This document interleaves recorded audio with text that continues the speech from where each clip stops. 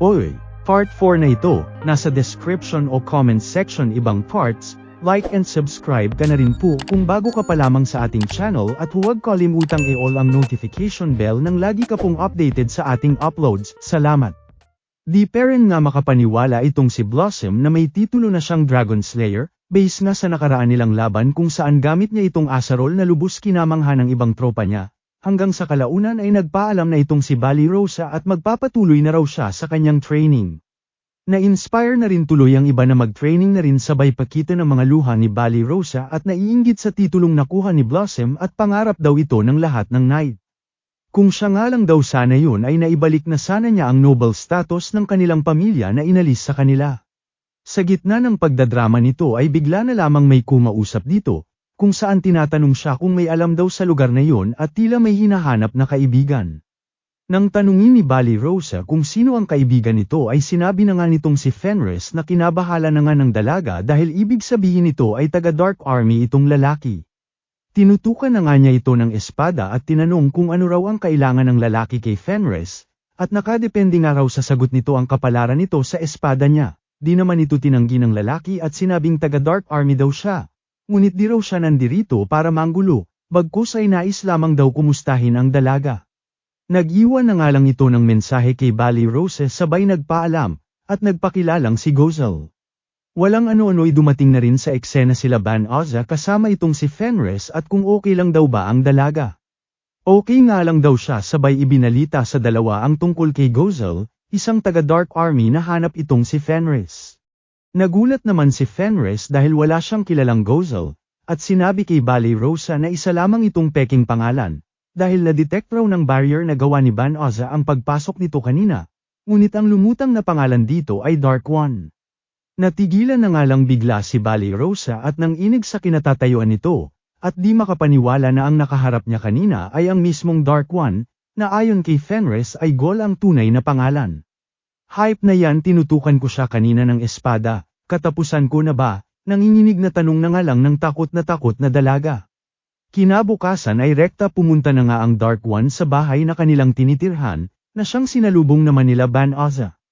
Sa isip-isip naman ng Dark One ay di raw ba natatakot sa kanya ang ating bida at tila relax lang siyang kinakausap, nakabaliktaran sa reaksyon nitong si Bali Rosa. Rekta tanong na nga itong si Fenris kung nandirito raw ba ito para ipaghiganti ang pusa-pusa niyang kanang kamay. Ngunit binara lamang ng Dark One at rekta pinasaringan na nga ang ating bida, at huwag na raw silang magpaligoy-ligoy pa sabay imbita kay Ban Oza na maging miyembro ng Dark Army. Ayaw ko, agad na sagot naman ni Ban Oza, na kinainis ng Dark One at kahit personal na raw niyang niyaya ay ganoon pa rin ang sinagot sa kanya. Tsaka bakit daw hindi nito pinagsisilbihan ang hari ng mga tao sa ganitong antas ng kanyang kapangyarihan, di porket tao ako ay panig na ako sa matabang bansat na yun. Tsaka di ako nagmula sa mundong ito, at wala akong pakialam sa sigalot nyo sa isa't isa. Ika na nga ni Ban Oza na sinigundahan din ng kanyang asawa at wala nga raw kagustuhan ng ating bida na makipag-away at makipaglaban sa kung sino man. Kwento mode na nga ang Tatay Dark One mo ukol sa digmaan ng mga tao at demons, na 500 years nang nangyayari at nagsimula sa pinakauna pang Dark One na nagmula raw sa ibang mundo, na kanilang tinanggap noong mga panahong inaapi ng mga tao ang mga demons na katulad niya. Doon na nga raw nagugat ang digmaan ng mga demons kung saan tao ang naging pinuno nila, at ng mga tao na ni-reject ang hero na yon. Sa nagdaang 12 henerasyon ng Dark Ones, at bilang kasalukuyang Dark One, ay wala raw siyang interest na pamunuan ng buong mundo. Ngunit siya parang daw ang hari ng mga demons at di niya raw basta hahayaan lang na mapunta sa mga tao ang isang banta na katulad ni Ban Oza, kaya kung siya nga raw itong ating bida, ay sumangayon na lamang ito sa iminumungkahi niya. Sa kabila ng orang inilalabas ng Dark One at pilit pagkumbinsi kay Ban Oza ay wa-epek pera nito sa ating bida, na mariing tinanggihan ang offer ng Dark One, at wala raw ni sa panaginip niya ang planong pumanig mapa sa tao man o sa demons. Kalaunan ay natawa na nga lang ang Dark One, at iba din daw talaga itong si Ban Oza, ngunit di raw ibig sabihin ito na sumusuko na siya sa ating bida, dahil babalik daw siya, sabay namang kay Bali Rosa at di man lang daw natinag sa presensya niya, bukod dito kay Ban Oza, ngunit ang di niya alam na nigas na sa takot kanina pa. Bangag na ngang nagising ang dalaga dahil sa stress na nadama nito, at dito kinagulat na nasa tahanan na naman nila ang kinatatakutan nitong Dark One at kinukulit na naman ang ating bida. Paulit-ulit na nga itong nangyari at tila nagka-interes na rin dito kay Bali Rosa, ngunit todo iwas ang dalaga sa Dark One na bida-bida. Isang araw ay nakarating na nga ito sa kaharian, at nabalita ang paulit-ulit na pagbisita ng isang di kilalang demon na lubos nilang pinagtataka. Ayon pa sa kanilang spy ay namamataan itong napapadpad sa demon's territory at doon bigla na lamang nawawala ng paulit-ulit. Kinabwisit na nga ito ng hari at ang kapal daw ng ating bida na paulit-ulit silang iniinda. Ayon pala at sa Dark Army mapupunta, edi magkaalaman na. Banat na nga ng hari at uutusan na sana ang mga sundalo niya na lumusab sa ating bida ngunit agad pinigilan ng prinsesa at di raw sila sigurado sa mga aligasyon ng spy nila. Baka ikagalit pa raw ito ng hero at tuluyan ng pumanig sa Dark Army. Mas mabuting kausapin nga raw nila ang ating bida at hindi puro patawag lamang. Di naman ito pinakinggan ng hari at nagalit pa nga, sabay singit ng bida-bidang hero at bigyan nga raw siya ng mga sundalo at siya na ang bahala sa bida raw nating gago. Samantala, busy naman itong si Ban Oza at napapaisip na gumawa ng negosyo gamit ang balat ng mga dragon, nang may pangsustento raw sila sa kanilang buhay. Biglang singit na nga ang kanyang nag-aalalang asawa at kung di raw ba nagsisisi ang ating bida na hindi tinuloy ang kanyang pagiging hero under ng kaharian. At sanay mas maganda raw buhay nito ngayon at mayaman. At baka kaya ayaw daw nitong labanan ng Dark Army ay dahil sa kanya, ika na nga ni Fenris kay Ban Oza. Pinabulaanan naman ito ng ating bida at ayaw niya lang daw talaga na gamitin ang kanyang abilidad sa pakikipag-away at pakikipaglaban. Kaya lablab kita ubod ka ng kabaitan sa kabila ng iyong kapangyarihan, banat na nga ng kanyang asawa. Natigilan na nga lang ang dalawa nang biglang may bumisita sa kanila. At dito pinakita na nga ang bida-bidang hero ng kaharian na siyang kapalmukha siyang pinuntahan. Ano Ban Oza banatan ko na yang baliw na yan, pabulong na nga ni Fenris sa ating bida na agad din naman niyang pinigilan. Hoy supot, balita ko tropa na kayo ng Dark Army, pero bibigyan kita ng choice, na maging kakampi ko para talunin ang Dark One, o ang maging traidor at mamatay sa espada ko ngayon. Banat na nga sa kanya ng self-entitled self-centered gwapong-gwapo sa sariling kinyo lang sa arugang hero. Bigla na ngang naputol ang delulu moment ng baliw na hero ng mariing tanggihan nito ni Ban Oza, at wala nga raw siyang plano na pumanig mapa sa kanila man o sa Dark Army.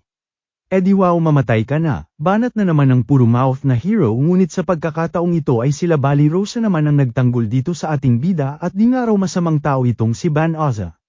Abat ayaw parent talagang magpaawat ng hilaw na hero at binanatan maging ang mga dalagang nagtatanggol kay Ban Oza.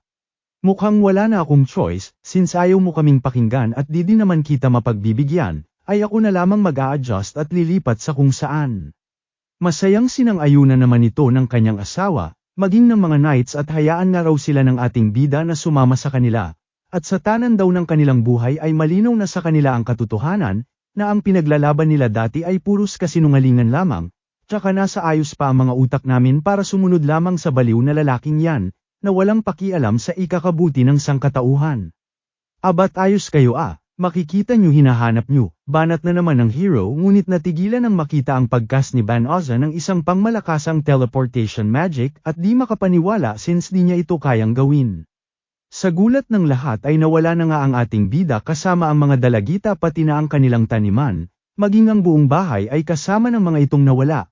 Dito na nga dumating sa eksena ang Dark One na di pa kilala ng mga ito ngunit nakilala ng spy bilang contact daw nila Ban Oza.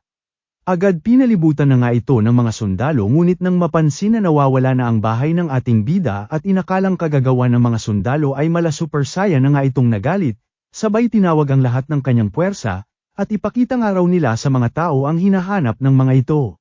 Yehe na nga itong si Ate Pusa nang marinig ang kanilang Dark One, habang ang bida-bida namang hero ay kumar-aypas na nga takbo nang marinig ang gigil ng Dark One. Samantala, na-teleport na nga sa ibang lugar sila Ban Oza kasama ang kanilang bahay at taniman, na ayon sa ating bida ay parteng kanluran ng Royal Capital malapit sa bayan ng Hafto.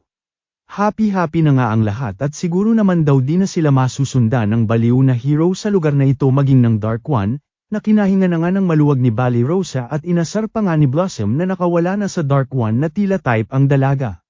Palambing na rin po ng like at subscribe ko mga idol, damay nyo na rin po TikTok at Facebook ko andyan link sa profile ko. At syempre bilang ganti sa mga solid supporters ng Recap Candy ay may pag-giveaway po ako ng 1K every month po ito. Comment, like, share, at syempre pinaka-importante subscribe ka lang po. Mas malaki chance ng active po sa comment section. Hihi, salamat.